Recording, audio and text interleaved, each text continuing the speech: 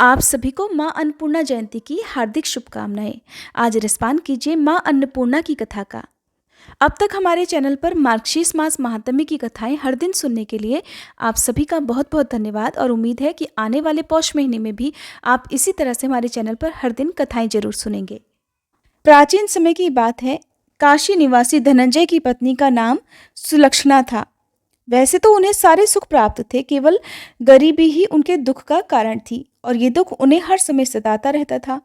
एक दिन सुलक्षणा ने अपने पति से कहा, स्वामी आप कुछ उद्यम करो तो काम चले, इस प्रकार बैठे बैठे कैसे काम चलेगा।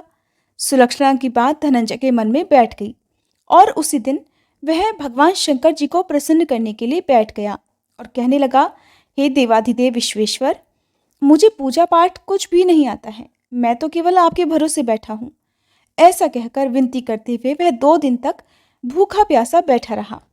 ये देखकर भगवान शंकर जी ने उसके कान में अन्नपूर्णा अन्नपूर्णा अन्नपूर्णा इस प्रकार 3 बार कहा। ये कौन क्या कह के चला गया।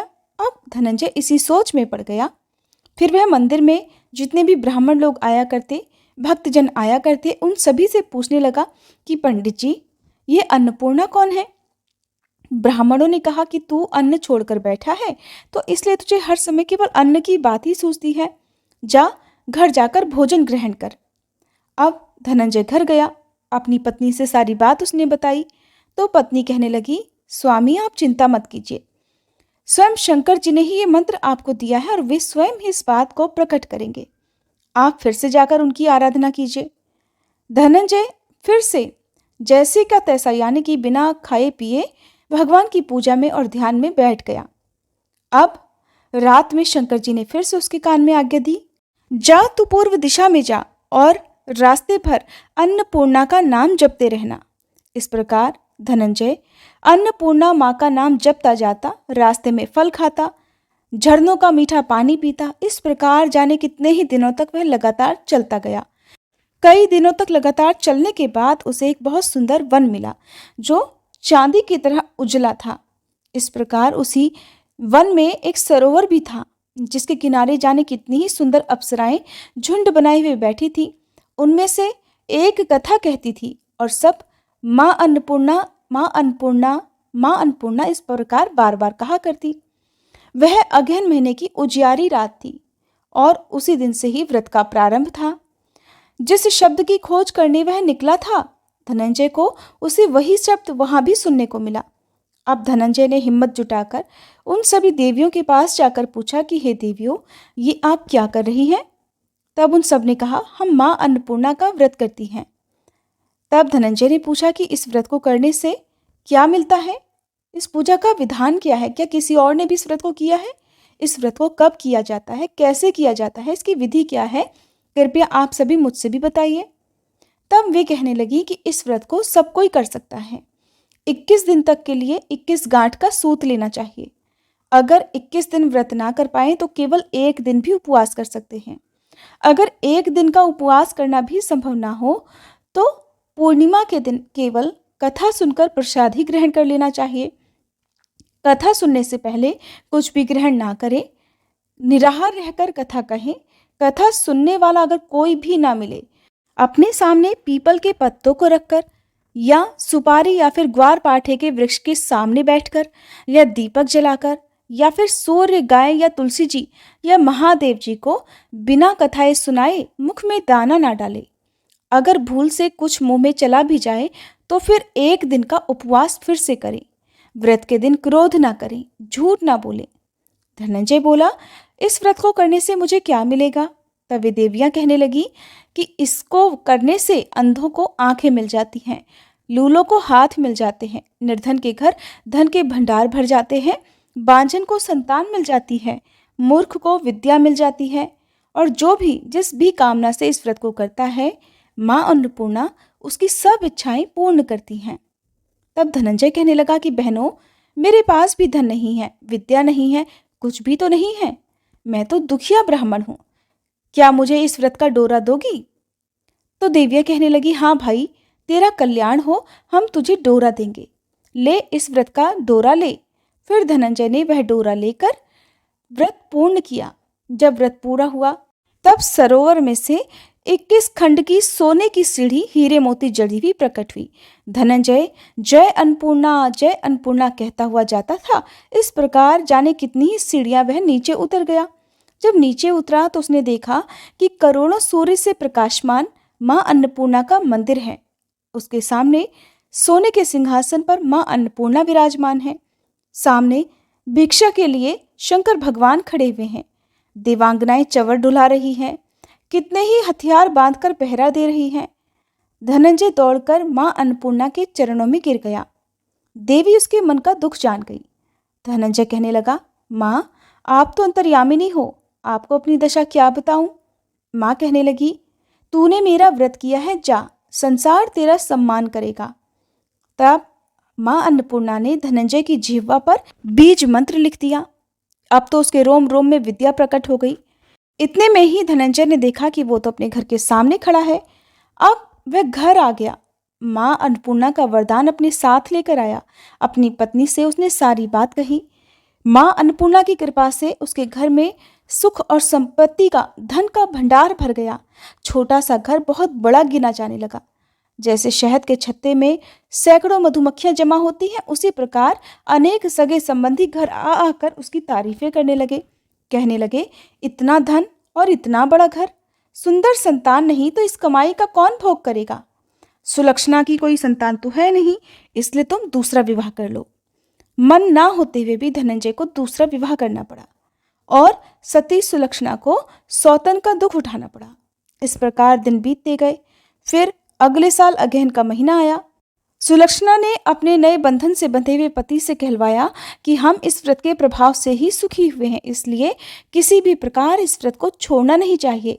ये मां अन्नपूर्णा का ही प्रताप है जो आज हम इतने संपन्न और सुखी हैं। सुलक्षणा की बात सुनकर धनंजय उसके यहाँ आया और व्रत में बैठ गया। नई बहू को इस व्रत की कोई खबर नहीं थी। वो तो धनंजय के आने की राह देख रही थी। दिन बीतते गए और व्रत पूरा होने में केवल 3 दिन ही बाकी थे कि नई बहू को खबर मिली। अब उसके मन में ईर्ष्या की ज्वाला दहकने लगी। सुलक्षणा के घर वो आ गई और उसने आते ही वहां भगदड़ मचा दी। वह गुस्सा करती हुई धनंजय को अपने साथ ले गई। नए घर में धनंजय को थोड़ी देर के लिए नींद आ गई। इसी समय नई बहू ने उसके हाथ में बंधा हुआ सूत तोड़कर आग में फेंक दिया। अब तो मां अन्नपूर्णा का क्रोध जाग उठा। घर में अचानक आग लग गई। सब कुछ उस आग में जलकर खाक हो गया। सुलक्षणा जान गई और पति को फिर अपने घर ले आई। उधर नई बहू रूठ कर अपने पिता के घर जा बैठी। पति को परमेश्वर मानने वाली सुलक्षणा बोली, नाथ, घबराना नहीं, माँ की कृपा तो अलौकिक है। पुत्र कुपुत्र हो जाता है लेकिन माँ कुमाता कभी नहीं होती। अब आप श्रद्धा और भक्ति से माँ अन्नपूर्णा की आराधना शुरू कर दो, वो जरूर हमारा कल्याण करेंगी। अब धनंजय फिर से मां अन्नपूर्णा की पूजा करने लगा। उसी प्रकार उसने पूजा की। फिर से वही सरोवर सीढ़ी प्रकट हुई। उसमें वह मां अन्नपूर्णा का नाम लेकर उतर गया। वहां जाकर वह मां के चरणों में रोने लगा। मां प्रसन्न होकर बोली, ले, ये मेरे सोने की मूर्ति ले, तू उसकी पूजा करना, तू फिर से सुखी हो जाएगा। जा, तुझे मेरा आशीर्वाद है। तेरी पत्नी सुलक्षणा ने श्रद्धा से मेरा व्रत किया है, उसे मैंने पुत्र दे दिया है। धनंजय ने आंखें खोली तो फिर से अपने आप को घर के आगे पाया। वह अपने घर के अंदर आया। इधर सुलक्षणा को दिन चढ़े। वह गर्भवती हो गई। 9वां महीना पूरा होते ही उसके घर में पुत्र का जन्म हुआ। गांव में आश्चर्य की लहर दौड़ गई। उसके घर में फिर से सुख और संपत्ति का भंडार भर गया। सभी लोग मां अन्नपूर्णा को मानने लगे।